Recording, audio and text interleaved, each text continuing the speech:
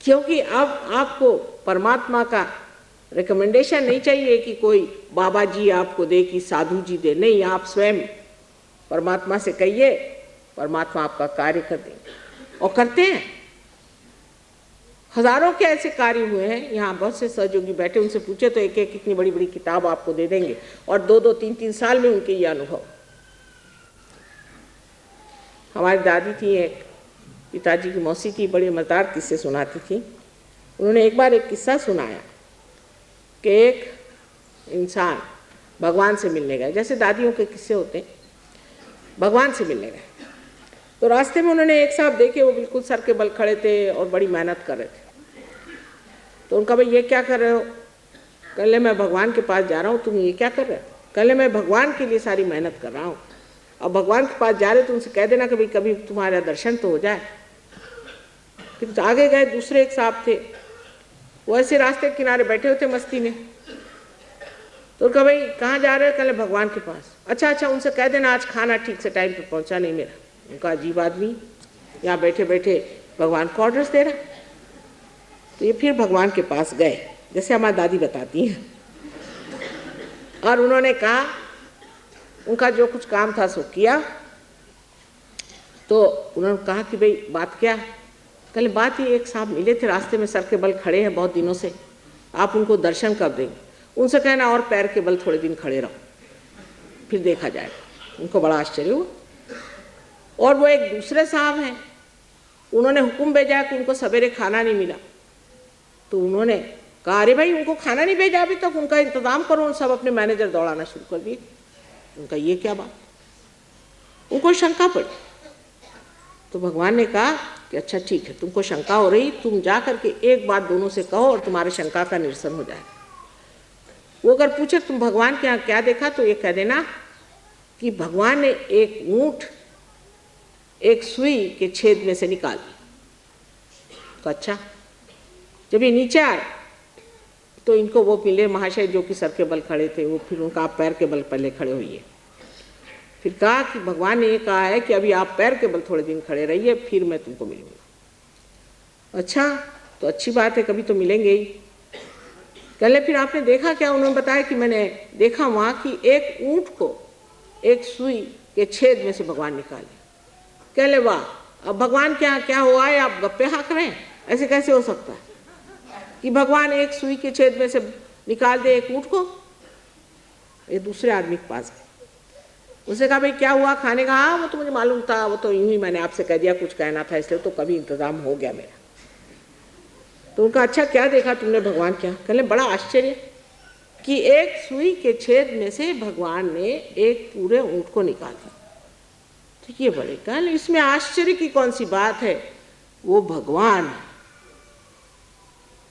आप क्या समझते हैं? आप किसके पास गए? परमात्मा।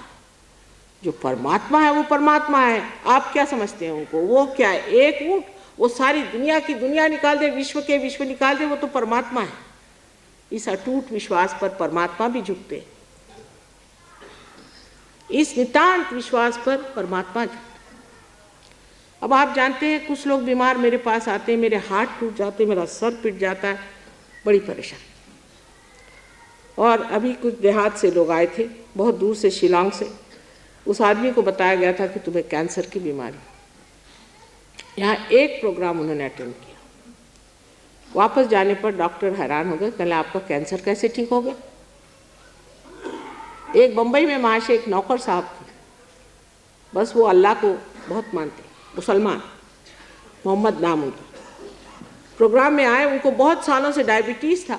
एक बार प्रोग्राम में आए, मैंने उनसे बात भी नहीं करी, जाना भी नहीं, उनसे मिले भी नहीं, ठीक हो।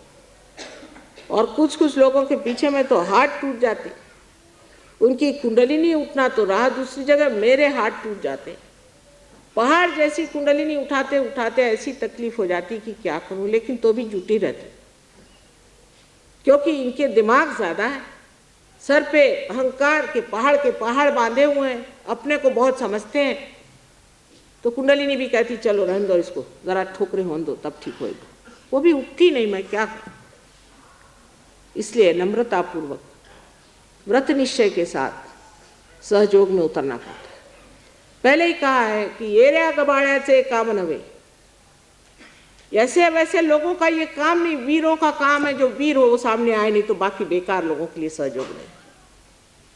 ऐसे तो हम बड़े वीर बनते हैं। एक दो तंबाकू तो छोड़ी नहीं जाती, तंबाकू के पत्ते से आप डरते हैं, आप क्या वीरता दिखाई। शराब की बोतल दिख गई और आप ढह गए, ये क्या वीरता दिखाएंगे आप। वीर हो तो सामने आई, और वीरों के ही गले में कुंडलिनी की माला पड़ सकती है। ऐसे हमारे देश में कुछ वीर निकल आए तो बाकी जो जरा अधे हैं वो भी खींच जाए, उनको भी खींच ले। लेकिन पहले हिम्मत की जरूरत है कि हम इस पे दृढ़ रहेंगे, क्योंकि सहयोग के बाद मनुष्य एक तरह से इतना अछूता हो जाता है और गंदगी से इतना भागता है कि लोग कहते भाई इसको क्या हो गया। पहले अच्छा आता था, शराब पीता था, मजा करता था, इससे काफ़ी सीक्रेट्स भी पता चलते थे। शराब की बोतल के पीछे में आप चाहिए तो स्पिनाच भी इससे करा लो, और अब इसको क्या हो गया, बेकार गया। क्योंकि आप सारे जो गुणों के जो खान बन जाते हैं ना, ऐसा आदमी एक तेजस्वी पुरुष हो जाता है।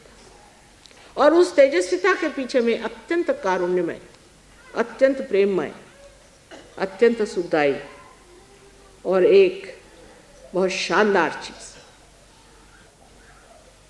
आपका चित्त स्वयं ही कलेक्टिवली कॉन्शियस, सामूहिक चेतना से प्लावित एक नए आयाम में आपको उतार देता है, और आप आश्चर्यचकित हो जाते कि ये कैसे हुआ। माँ, हमने तो कुछ किया भी नहीं था, कैसे हो गया। योगक्षेम वहम्यहम्, योग के बाद क्षेम परमात्मा देखते हैं, ये कृष्ण ने कहा ही है, वही घटित होता है। और सहस्त्रार का जो चमत्कार है कि सहस्त्रार की जागृति आपको इतने नए नए आयाम, इतने नए नए विचार और इतने उत्स्फूर्त कलाएं दिखाता है कि आप आश्चर्यचकित हो जाते हैं कि क्या ये मेरा ही ब्रेन है। ऐसे ऐसे लोग कि जो अपने बच्चों को लाए कि माँ ये क्लास में नहीं पढ़ता, बड़ा पीछा है इसका, इसको तो निकाल डालना चाहिए स्कूल से, फर्स्ट क्लास फर्स्ट। ऐसे ऐसे लोग जो कि कुछ भी म्यूजिक नहीं बजा सकते थे, कुछ भी कला नहीं सीख सकते थे, वो कलामय हो। ऐसे लोग कि जो नौकरी में नहीं थे, जो कुछ करना ही नहीं जानते थे, वो लाखोंपति हो गए। ये कैसे हुआ? ये सारी ही शक्तियाँ हमारे अंदर है, लक्ष्मी जी की भी शक्ति हमारे अंदर है। जिस वक़्त मनुष्य किसी भी सृजन को करता है, क्रिएटिविटी को करता है, तब उसके अंदर जो ब्रह्मदेव है, जो क्रिएटर हैं, जो कि स्वादिष्ठान चक्र पे अधिष्ठित है, वो जब जागरूक हो जाते हैं तो ऐसा आदमी ऐसे ऐसे क्रिएशंस करता है कि जो मैंने आपसे बताया कि जितने भी संसार के महान कलाकार हुए हैं, सभी के सब साक्षात्कारी लोग थे। और अगर वो साक्षात्कारी नहीं होते तो वो महान कलाकार नहीं थे। आजकल हम देखते हैं ऐसे टुटपुंजे कलाकार लोग हैं, ऐसे टुटपुंजे लेखक हैं कि एक मिनिस्टर से नौकरी छोड़ी, उसके खिलाफ लिख दिया। अभी यहाँ भाषण में कुछ सुना, जा करके वहाँ कुछ लिख दिया। ऐसे टुटपुंजे लोग तक जब उनके अंदर इसकी जागृति हो जाती है तो वो पूर्णता पे आती है और उनको समझ में आता है कि ये क्या, मैं कवड़ी को कहाँ उठा रहा हूँ, असल रतन मेरे अंदर होते, मैं कवड़ी में कहाँ घुसा हूँ। ये जागृति जब हमारे अंदर होती है, जब उसके आंदोलन शुरू हो जाते हैं, तो ऐसा संगीत अंदर चलता है कि आप कभी अकेले ही नहीं होते। कैसा, जो लोग कहते हैं मैं बोर हो रहा हूँ, ये शब्द ही हट जाता है, कभी आदमी बोर ही नहीं होता। जो अपने में मगन हो गया वो बोर कैसे होगा। आजकल बड़ी बीमारी, लोग कहते हैं मैं बोर होता हूँ, मुझे शब्द ही नहीं समझ में आता ये क्या होती भला। ऐसे मगन हो जाते हैं, ऐसे मस्ती में, चाहे जंगल में बैठे रहो, चाहे किसी के साथ बैठे रहो, अपने मस्ती में आप जमे रहिएगा। और आपका व्यक्तित्व, आपकी पर्सनालिटी ऐसी हो जाएगी कि जहाँ भी आप खड़े रहेंगे, आपके अंदर से इसकी धाराएं बहेंगी। जहाँ आप खड़े रहेंगे वहीं पर जो अनेक लोग हैं उनको इससे फायदा हो जाएगा।